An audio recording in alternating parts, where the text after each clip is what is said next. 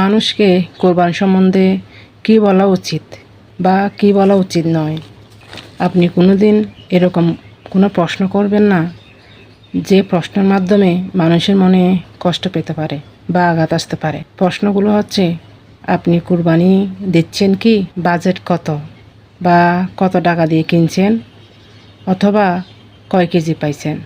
বরং আপনার করণীয় হবে, কারোর সাথে দেখা হলে বিপরীত ব্যক্তি যতক্ষণ না আপনাকে বলছে কোরবানির কথা, ততক্ষণ আপনি আপনার কথা ওনাকে চাপিয়ে দেবেন না। হয়তো সে কথায় আপনার বিপরীত পার্সনের মনে আঘাত আসতে পারে। আপনার জন্য সহজ হবে যতক্ষণ না পর্যন্ত উনি নিজ থেকে আপনাকে কিছু বলে, ততক্ষণ পর্যন্ত আপনি চুপ থাকুন।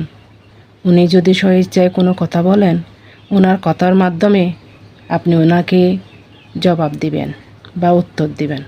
এটাই